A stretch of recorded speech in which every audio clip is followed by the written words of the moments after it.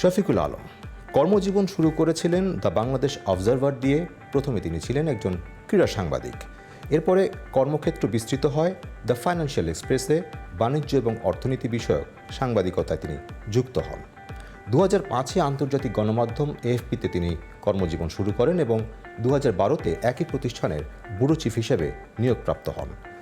2024-এর জুলাইয়ে যে গণঅভ্যুত্থানের ভেতর দিয়ে বাংলাদেশ একটি নতুন অভিজ্ঞতা প্রত্যক্ষ করে, একটি নতুন অন্তর্বর্তীকালীন সরকার বাংলাদেশের দায়িত্বভার গ্রহণ করে, যার প্রধান হন নোবেল বিজয়ী ডক্টর মোহাম্মদ ইউনূস। প্রধান উপদেষ্টা ডক্টর মোহাম্মদ ইউনূসের প্রেস সচিব হিসেবে এই মুহূর্তে দায়িত্ব পালন করছেন শফিকুল আলম। আজ আমরা কথা বলবো তারই সাথে।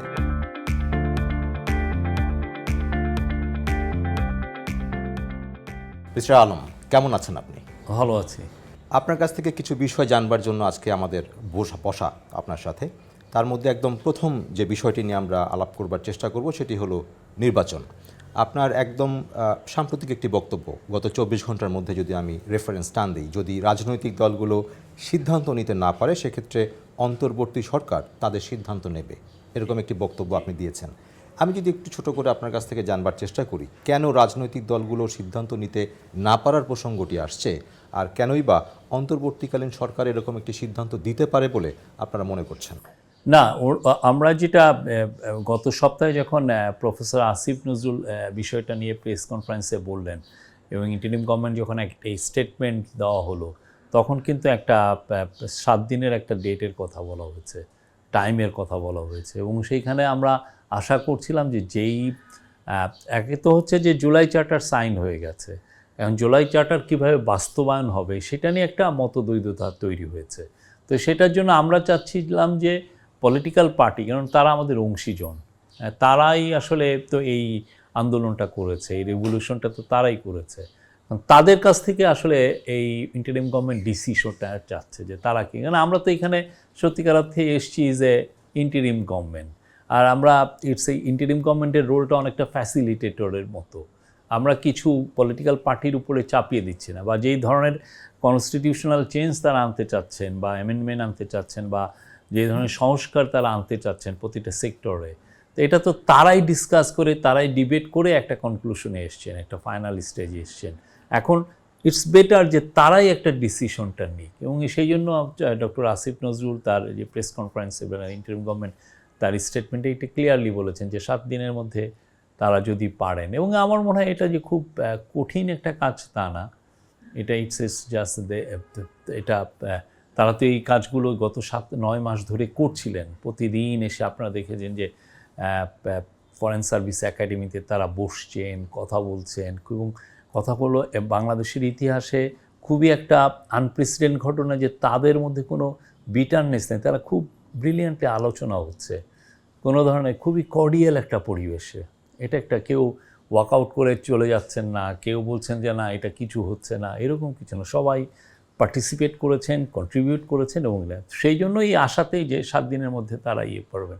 কিন্তু ইভেনচুয়ালি যদি না হয়, পলিটিক্যাল পার্টিগুলো, আমাদের তো ইলেকশনটা ফেব্রুয়ারির প্রথমার্ধের মধ্যে করতে হবে, তো এটা করার স্বার্থে হলেও আমাদের তো তখন তাহলে কি এই জুলাই চার্টারটা কীভাবে বাস্তবায়ন হবে, সেই জন্য তো ইন্টারিম গভর্নমেন্ট বা উপদেষ্টা পরিষদ তাহলে সেক্ষেত্রে তো একটা তার ডিসিশন দিতে হবে। এই জন্য এই কথাটা বলা। এখানে যে গণভোটের প্রসঙ্গটি এসছে এবং অনেকেই বলবার চেষ্টা করছেন যে জাতীয় নির্বাচনের যেই ডেডলাইনের কথা বলা হচ্ছে ঠিক তার আগ মুহূর্তে এরকম একটি গণভোট করা আদৌ সম্ভব কিনা ইত্যাদি ইত্যাদি, এই প্রসঙ্গে আপনি কি মনে করেন? এটা এই যে উপদেষ্টা পরিষদ দেখবেন এটা কোনটা বেটার, এবং তারা তো আমার মনে হয় যে যেহেতু ভোটের বিষয়, অবশ্যই ইলেকশন কমিশনের সাথেও এক ধরনের কনসালটেশন হতে পারে। আমরা আশা করছি যে এই বিষয় প্রত্যেকটা বিষয় নিয়েই আমাদের যে ইন্টারিম গভর্নমেন্ট তারা উপদেষ্টা পরিষদ প্রফেসর ইউনূসের নেতৃত্বে তারা এটা নিয়ে বসবেন, দেখবেন কোনটা বেটার, কোনটা জাতির জন্য সবচেয়ে মঙ্গল, কোনটা পুরো দেশের মানুষের জন্য, পলিটিক্যাল পার্টিগুলোর জন্য, যারা ইলেকশন করবেন সবার জন্য কোনটা বেস্ট সলিউশন, সেটাই ওনারা নেবেন। আমি যদি খুব সুনির্দিষ্টভাবে আপনার কাছ থেকে জানবার চেষ্টা করি যে জাতীয় নির্বাচন, যেটি আসলে একটি বড় ধরনের প্রশ্নবোধক চিহ্ন হয়ে রয়েছে এই মুহূর্তে, যেটি আসলে ঠিক সময়ে অনুষ্ঠিত হবে কিনা, এবং যদিও সরকার থেকে বারবার আশ্বস্ত করা হচ্ছে যে না এটি হবে, এবং ফেব্রুয়ারির প্রথমার্ধে নির্বাচন করবার একটি বাধ্যবাধকতার কথাও আপনি বলছেন, সেক্ষেত্রে যদি একটু জানতে চাই, সাধারণ মানুষ যারা আসলে কনস্টিটিউশন সম্পর্কে খুব বেশি ধারণা রাখেন না, তারা কেউ কেউ বলবার চেষ্টা করছেন জাতীয় নির্বাচনের আগে গণভোট করবার যে আয়োজনটির যে কথাটি বলা হচ্ছে, এটির আসলে কোনো বাধ্যবাধকতা রয়েছে কিনা? না, এই বিষয়টা পুরোটাই উপদেষ্টা পরিষদের উপরে। তারা ডিসাইড করবেন কোনটা দেশের জন্য মঙ্গলকর, সেটা তারা ডিসাইড করবেন। তারা এটা নিয়ে বসবেন, বসে দেন দে উইল ডিসাইড। কিন্তু কথা হচ্ছে যে যারা বলতে চাচ্ছেন যে ইলেকশনের আমরা আনসার্টেন, আমরা কিন্তু এটা কোনো ধরনের আনসার্টেনটি দেখছি না। ইলেকশনকে সামনে রেখে অনেক অনেক কাজগুলো হচ্ছে। কালকে আপনি দেখলেন তো 15 জন ডিসিকে চেঞ্জ করা হলো, সবই ইলেকশনকে সামনে রেখে।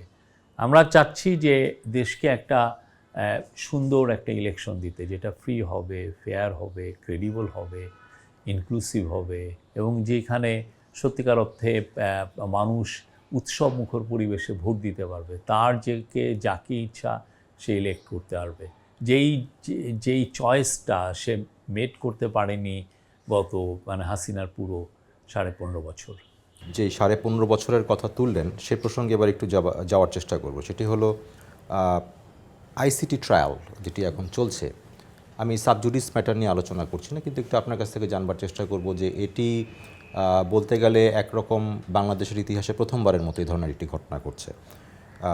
এই আইসিটি ট্রায়াল নিয়ে যদি একটু আপনার কাছ থেকে জানবার চেষ্টা করি, কারণ অনেকেই এটার সাথে রিলেট করবার চেষ্টা করছেন যে বাংলাদেশের একটি অন্যতম বৃহৎ রাজনৈতিক দল, যাদের একরকমের আচরণ বাংলাদেশের মানুষ প্রত্যক্ষ করেছেন গত 15.5 বছর, এবং জুলাইয়ের 24-এ এটি আসলে পুরোটাই উল্টে যায়। তাদেরকে এখন অ্যাকাউন্টেবল করা হচ্ছে। এটির যিনি প্রধানতম ব্যক্তি ছিলেন, তাকে বাংলাদেশ ছেড়ে চলে যেতে হয়েছে,